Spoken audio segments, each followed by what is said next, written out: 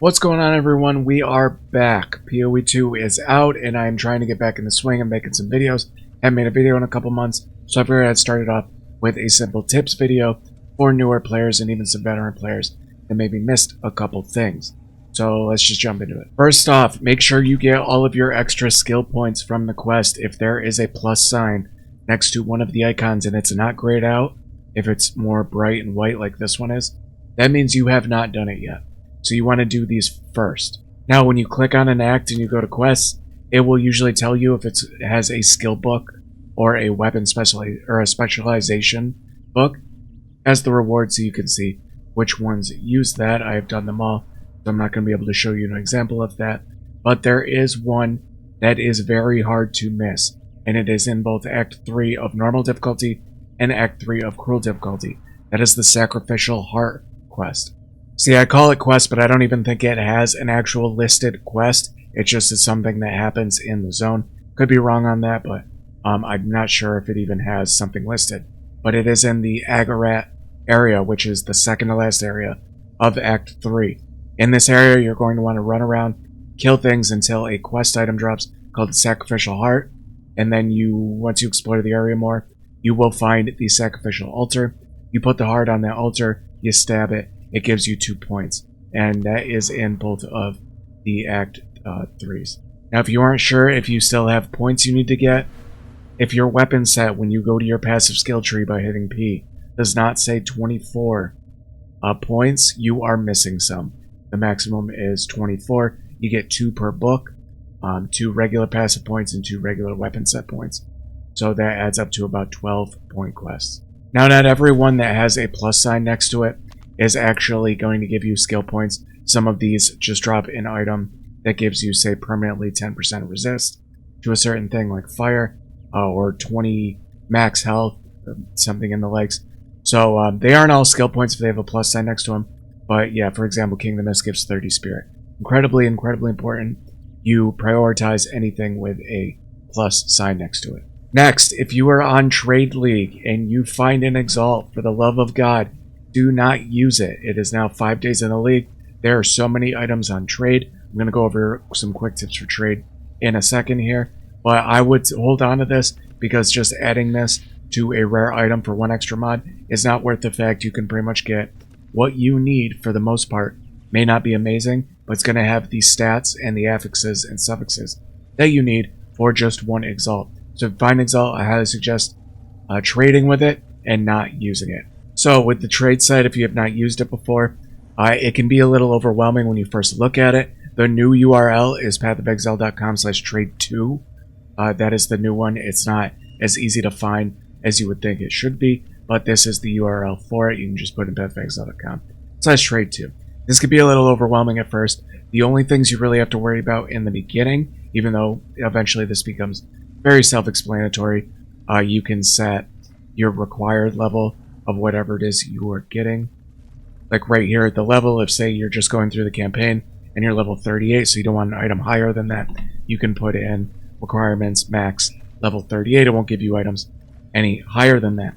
Category is very important, obviously. If you need a helm weapon, you select that. And then the main thing you want to worry about is your stat filters. Now, this can be a little bit annoying because you can just type in what you want. Say I need some spell critical chance, but if you just type it in like that, it is going to say no elements found, and that is because you just flat out type it in there. It wants the exact thing you typed in that exact order.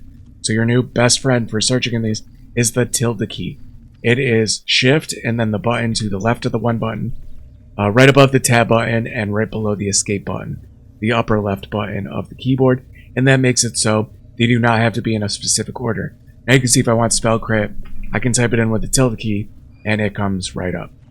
Now you can also do bulk item exchanges by just clicking the bulk item exchange tab. Say you want some, Val orbs, items I want, and items I have, you just highlight them. Say for Exalt, you search, you can see you can get about 8 Val orbs for 1 Exalt. Vice versa, you can clear. I hit the clear button, and just do it again. You can do this with runes, essences, stuff that you probably don't even, care about right now, but eventually you might.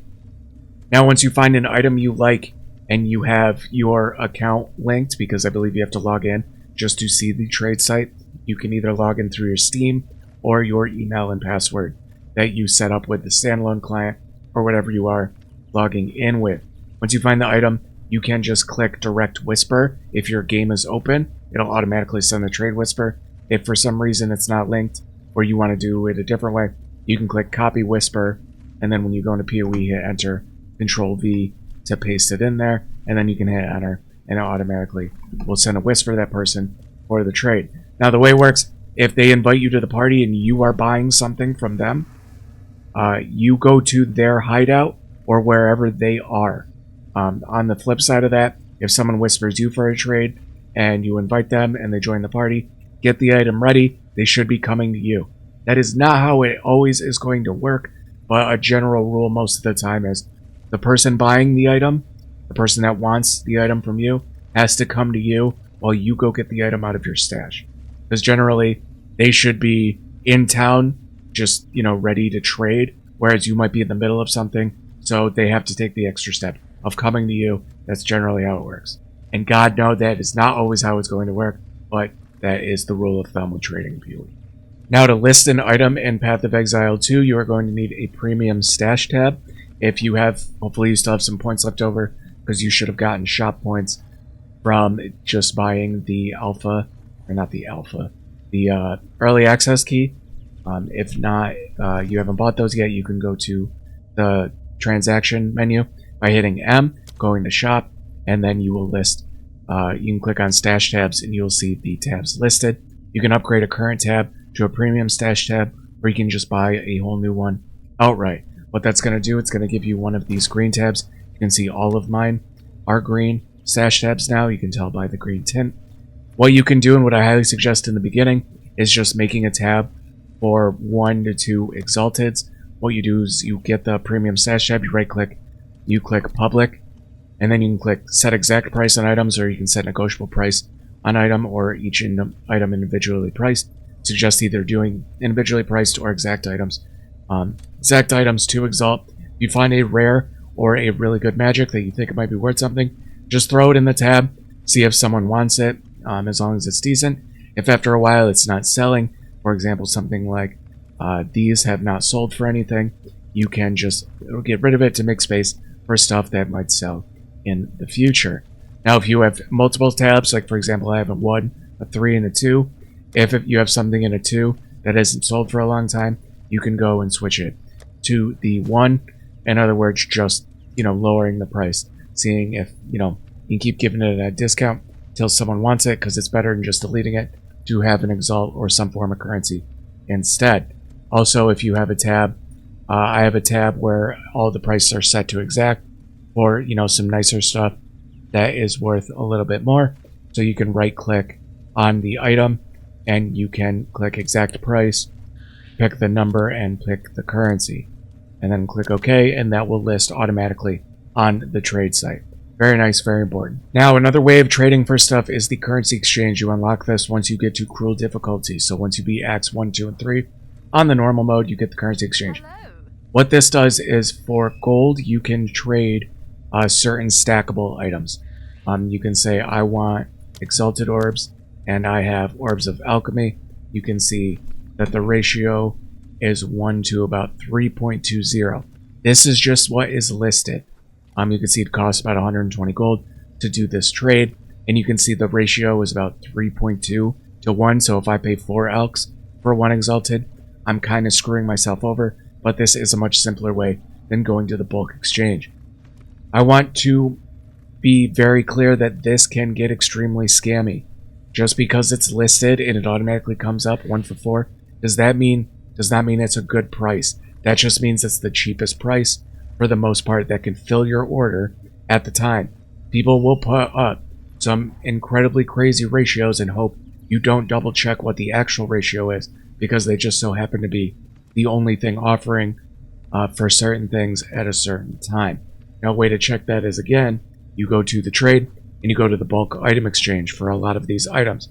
So I can click, I want Exalted, I want to pay Orb of Alchemy, I can search, and I can see 1 to 4 4 to 4, so that's what, 3. So you can see 1 to 4 is overpaying. I can, you know, try my luck with one of these. Some of these, like 1 for 1, that is not probably going to happen. Don't bother whispering this person. They either have just had this up here forever and won't change it, or they are price fixing to try and lower the price on Orbs of Alchemy. Either way, double check the currency exchange. Long story short, be careful using this. It'd be very simple. Some things can be incredibly scammy. Now, once you finish the campaign and you get to maps, chaos, resistance, and defenses are incredibly important in this game. If you've made it this far, you're well aware this game is not easy. It is very hard. It can be very frustrating. Hang in there. It is fun, but even I get really mad at the game, and there are some things that I'd like to see changed. But when you are speccing into things and picking items, you got to prioritize defense most of the time. At this point, unless you have some crazy strong build, you are going to want to make sure your defenses are in check. That might mean putting more points into defenses and passing up on some more offensive things. For example, I have these points for increased maximum energy shield, when I could be prioritizing going down here and getting things like this extra minion damage. Yes, I have minions.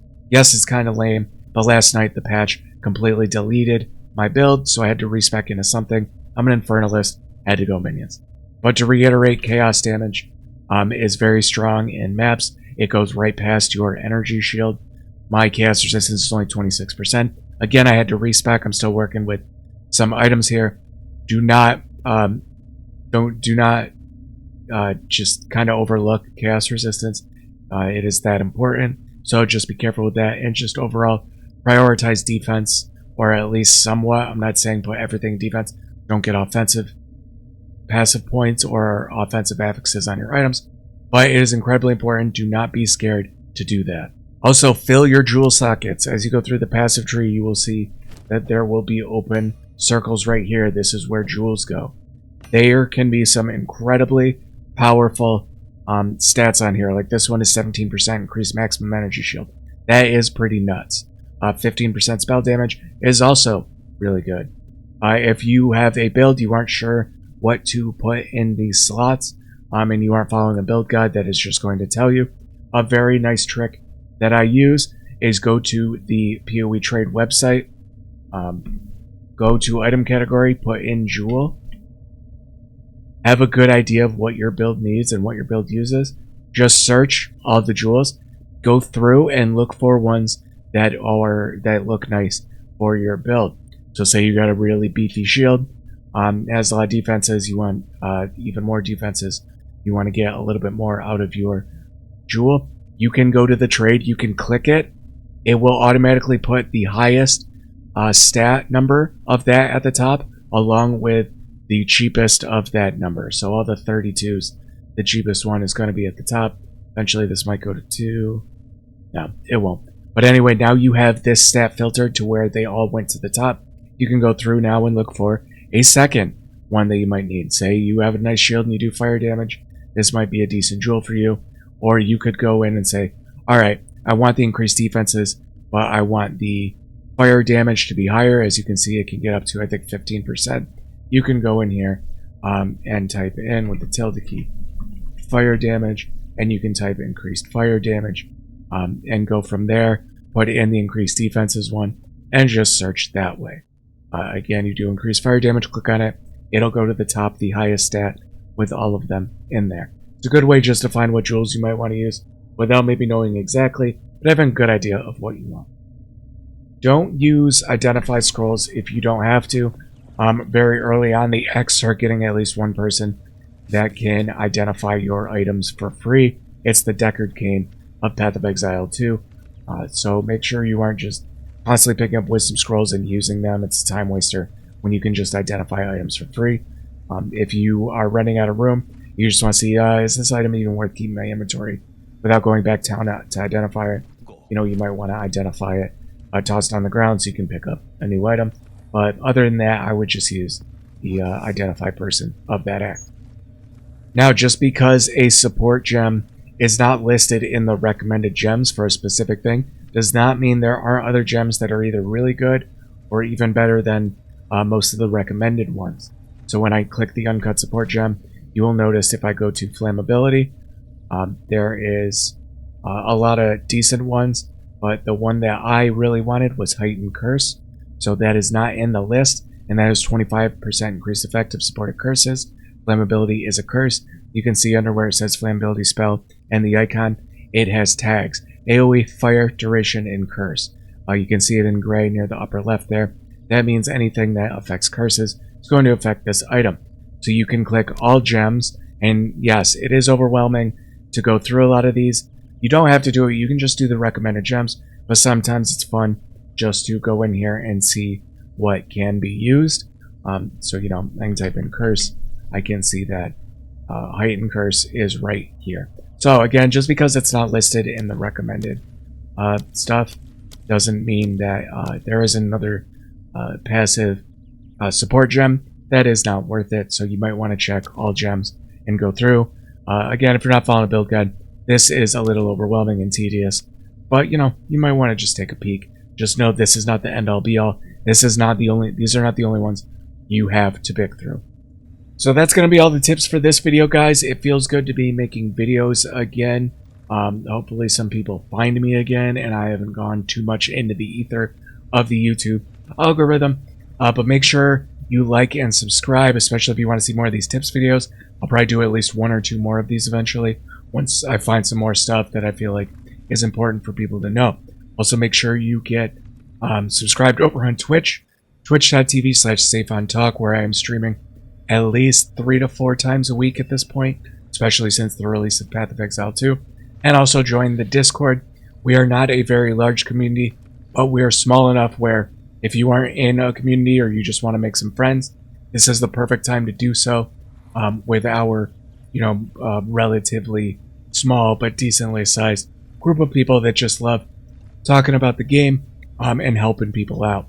If I am streaming or you have a question, you can write it in the comments. Even easier is try to catch me on stream. Everyone is learning, so you know, come learn with us. If you ask a question on stream and I don't know the answer, I will not get mad. Or if you ask a question that's been asked a million times, I won't get mad at that at all. I want people to learn more about this game so more people play it over the long term, so don't be afraid to ask. So thank you everyone for watching. Hopefully you learned something, and we'll catch you on the next one.